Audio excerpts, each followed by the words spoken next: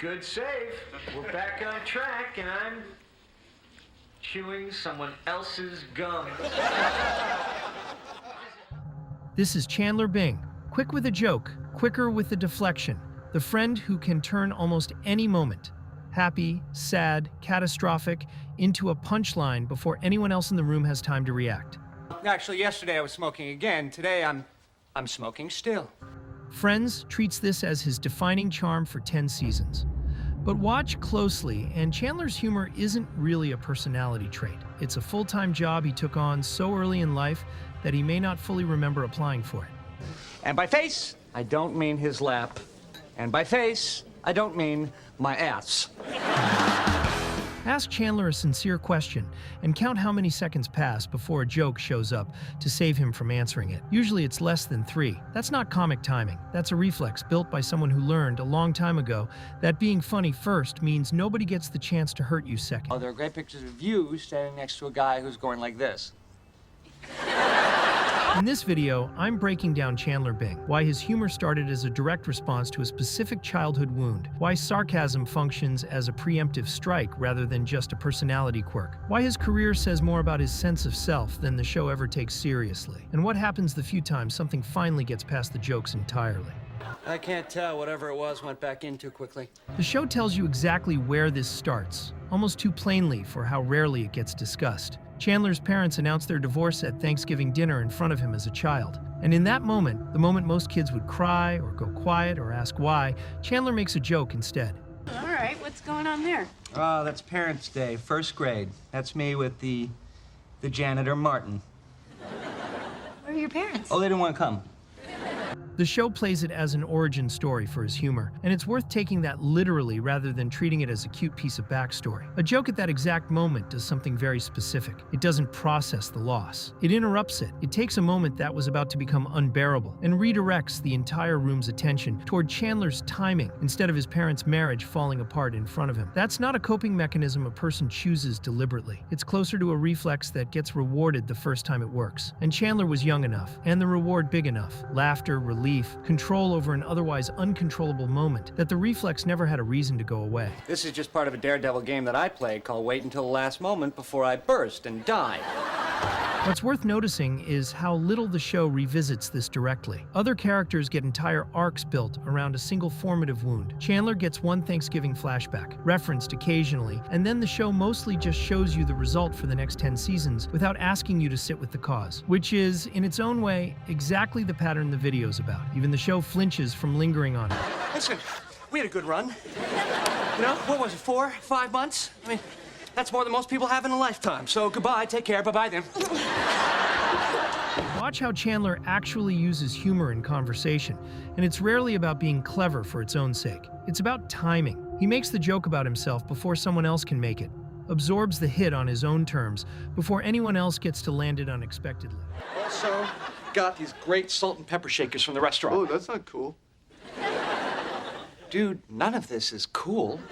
Self-deprecation, deployed fast enough and often enough, functions less like humility and more like taking a weapon out of everyone else's hands before they know they're holding one. This shows up constantly in his relationships with the group. When Joey or Ross tease him, Chandler is usually already several jokes ahead of them, having preemptively mocked the exact thing they were about to bring up.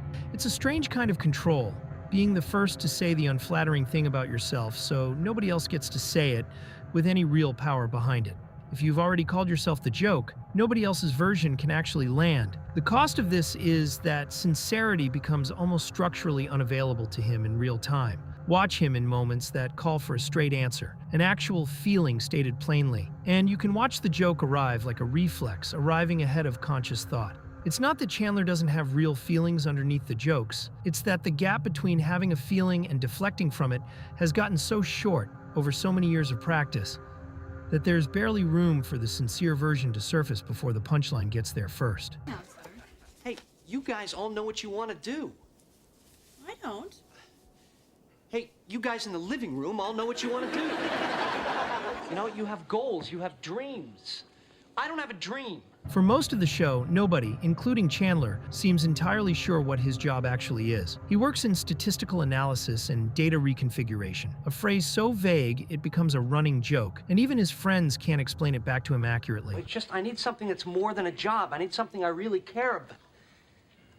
And that's on top of the year-end bonus structure you mentioned earlier? Dream. On the surface, this is just a gag about corporate jargon. Underneath it, it's a fairly precise metaphor for something else going on with Chandler. A person who has spent his whole life deflecting from sincerity doesn't just avoid emotional exposure. He avoids definition generally, avoids being pinned down to any one clear, examinable thing, because a clearly defined target is easier to actually hit. Chandler's career is vague in the same way his emotional life is vague. Technically present, technically functional, but never quite specific enough for anyone, including him, to hold up and evaluate directly. He can't fail at a job nobody, including himself, can fully articulate, the same way he can't be hurt by a feeling he's deflected before it was ever named out loud. It's telling that when Chandler finally does make a real change, quitting to pursue advertising later in the show, it requires an unusual amount of external pushing, mainly from Monica, to get him there. Right up until that point, an undefined, joke-worthy job that nobody takes seriously, including him, was actually safer than a clearly defined one he might visibly succeed or fail at. Ambiguity for Chandler isn't confusion, it's protection, applied to his career the same way it's applied to almost everything else about it.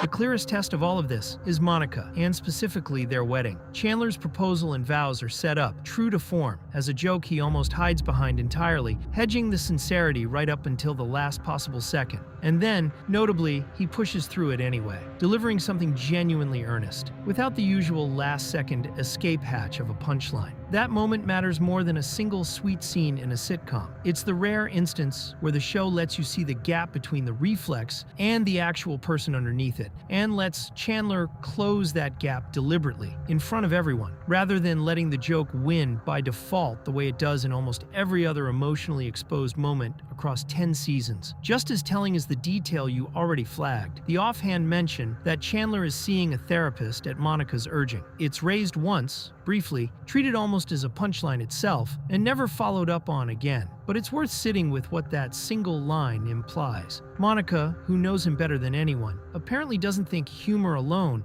has actually resolved anything underneath it. And Chandler, for once, goes along with the harder, less funny option instead of deflecting his way out of it. The show doesn't dramatize this. It just lets it exist, quietly, almost as if even the writers weren't fully sure what to do with a version of Chandler actually trying to address the thing, instead of joking around it. Chandler Bing spends 10 seasons being the funniest person in almost every room he's in, and the show rarely asks what that's actually costing him to maintain. Maybe the real joke is the one nobody in the room ever quite gets to laugh at. A kid made a joke at the worst possible moment once, it worked, and he spent the rest of his life making sure it kept working, whether or not it was actually the moment.